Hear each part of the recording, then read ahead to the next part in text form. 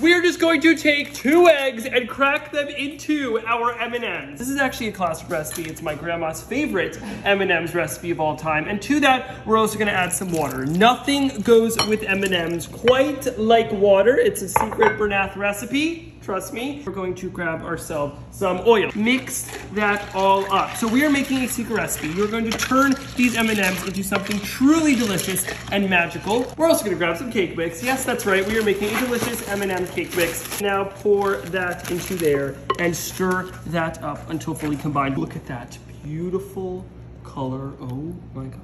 And now pour it into a prepared baking dish that is a 9 by 13 that has been nicely greased. Place our cake into the oven that is now at 350 degrees Fahrenheit. We're going to bake according to package instructions. And take the cake out of the oven. Let's just slice ourselves a piece. I mean, it's really good rub of a cake. Box cake is always good.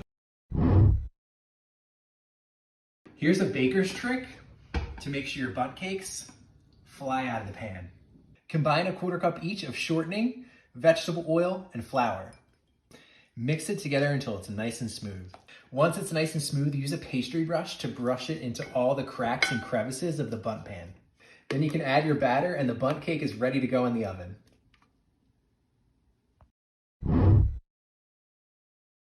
I'm sure you all know that one chocolate cake in Matilda where the kid Bruce had to eat it all and you were low-key jealous because it looked so good.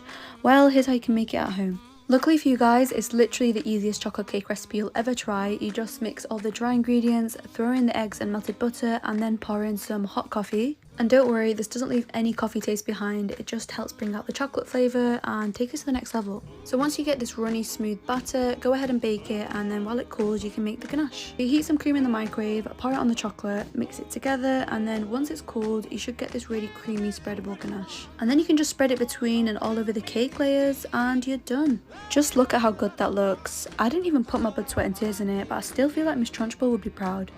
Guys, you need to make this. 4 Oreos, 1/4 cup milk, smash, keep smashing.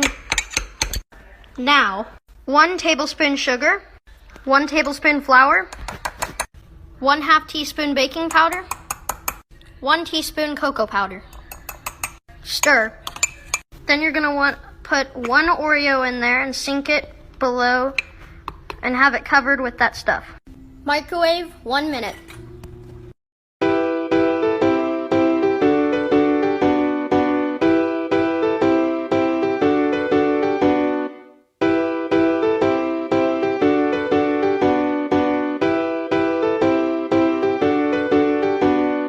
I love my cookie. My cookie so beautiful. I love my cookie. Me, me, me. I love my cookie. My cookie so beautiful. I love my cookie.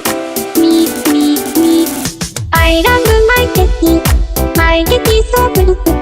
I love my cookie. Me, me, me. I love my cookie. My cookie so beautiful. This shines so much lighter. Just for a moment there, I thought that there was nothing more to life. I thought about it, wrote a couple songs about it. Just for a moment there, I lost myself. Mind if I be real for a minute? It's almost like everything I feel had a limit. It now gone past. Finding reasons to smile and to laugh, and whenever it's a bad day, music is my band-aid.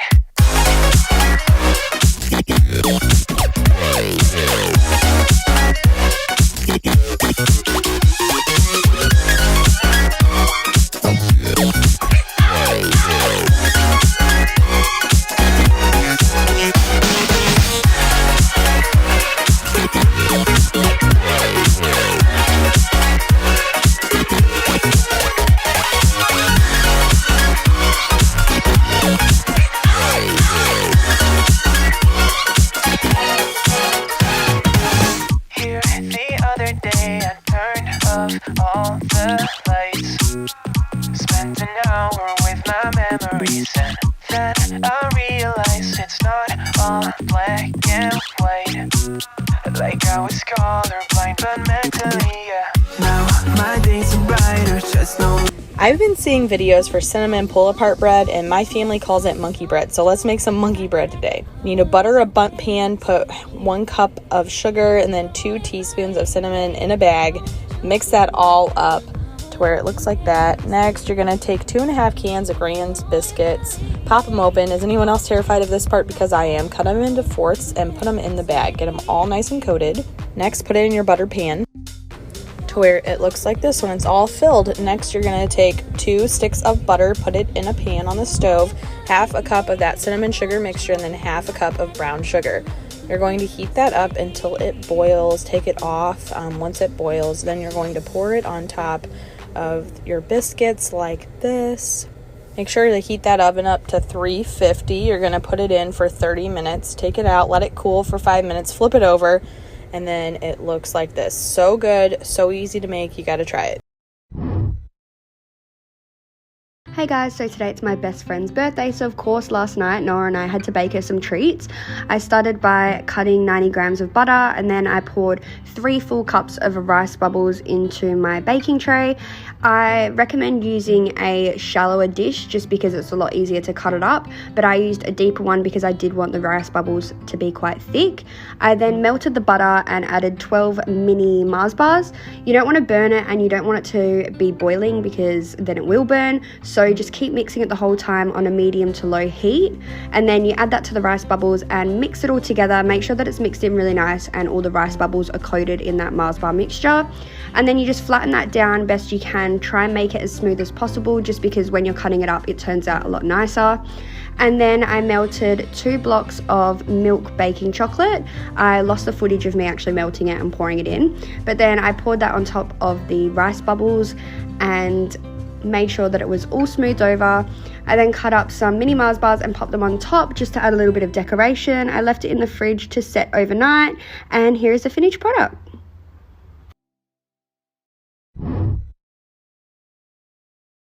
One layer Reese's Peanut Butter Cups, 1 jar of chocolate frosting, Reese's Pieces, 1 pack peanut butter cookie mix. Don't mix it! 1.5 sticks butter sliced thin. Bake at 350 for 45 minutes. Yes! A simple ganache is just chocolate and cream. Get different effects by adjusting the ratio of the 2 ingredients. 1-to-1 for spreading, 2-to-1 for piping, and 1-to-2 for whipping.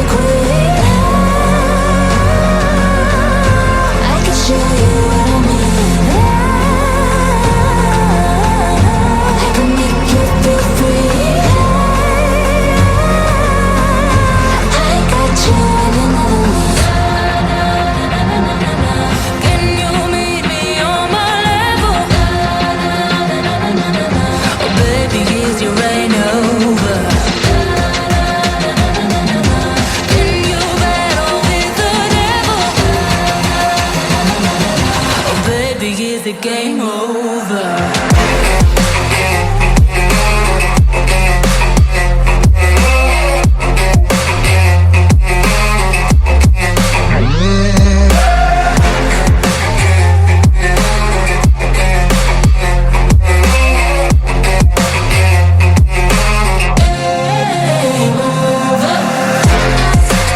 Garlic Parmesan rolls, look how soft and fluffy. A lot of you asked for the recipe and here it is.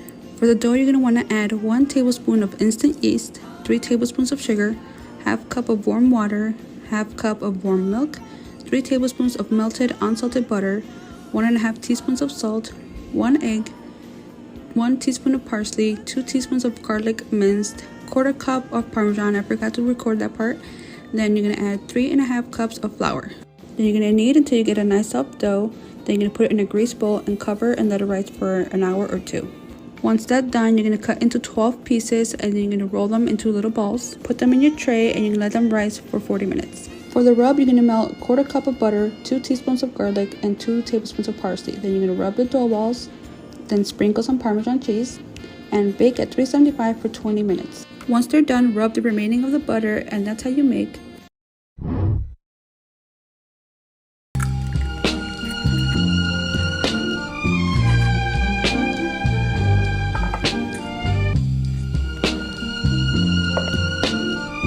One cup of brown sugar, 1 cup of peanut butter, 1 large egg, 1 teaspoon of baking soda, half a cup of chocolate chips. Mix it all together. Divide into 12 and place on a prepared baking sheet at 350 for 8 to 10 minutes. Boom. This weekend, my neighbors wanted to host a garden party, and we were all in charge of bringing something to eat and drink. I wanted to bring something that was not only easy to eat, but also not very common in Glasgow. So I decided to make these sea salt butter rolls. I used to buy these all the time back home at Japanese bakeries, but I've never seen them being sold in Glasgow, so I was pretty sure they've probably never tried it. It has such a strong buttery flavor. The inside is so moist and fluffy, while the outside, especially the base of the roll, has a nice and crispy texture. And they're not as complicated to make as you might think. Just combine all the ingredients to form a dough, then let it proof until it doubles in size. Divide your dough into small equal pieces and roll it flat into an elongated teardrop shape. Place a piece of salted butter at the wide end of the roll and roll it into a croissant-like shape. Then brush it with some egg wash, sprinkle a little bit of salt in the middle, and then bake it till it's golden. Since a lot of you have been asking, here's how I make my churro cheesecake bites. You're going to start off by greasing a 9x13 cake pan. Next, you're going to coat it with a mixture of sugar and cinnamon. You're going to need a can of crescent dough and you're going to lay it across the pan like this. Now let's move on to the cheesecake filling. You're going to mix 2 blocks of cream cheese, half a cup of sugar, 1/3 cup of sour cream, 2 eggs, and a teaspoon of vanilla extract. Now add the cheesecake filling to the pan and spread it out evenly. Now lay another roll of the crescent dough on top of that. And then you're going to coat it with the cinnamon and sugar mixture. You're going to bake it in the oven at 350 degrees for 30 minutes. Once that's out, you're going to let it chill and you're going to refrigerate for about an hour, and then you can enjoy it with strawberries and lechera. You know what I hate? When you're like, I'm about to go eat, and someone's like, didn't you just eat? Like, okay. If you want to eat too, just say that. You being a hater for what?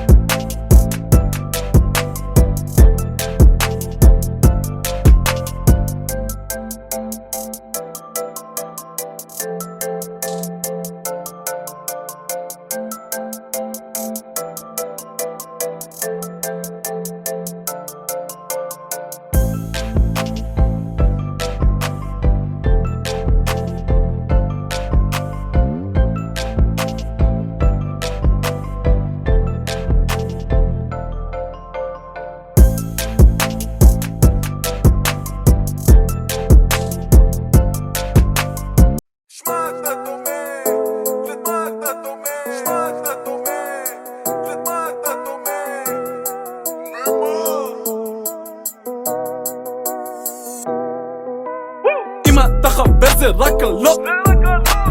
מה איתך יא מלשין עדיין מעליל שם עלילות? ידוע שאתה מוצץ בתחנה, על זה אין במוח בוא תנשק לי את הביצה. דודה שלך הייתה אתמול אצלי, עשיתי לה בוא נעלה ליער ישך לחבר'ה ישיבה, כן. שמע אתה דומה לטריינינג מג'נין, שחק אותה סטלן עושה ראשים של רוזמרין. מה שמעתי אתה יושן שם בשיחים, כולך מטומטם אוכל בבוקר גלגלים. שמע אתה דומה, למה אתה דומה? שמע אתה דומה, למה אתה דומה? שמע אתה דומה לטריינינג מג'נין.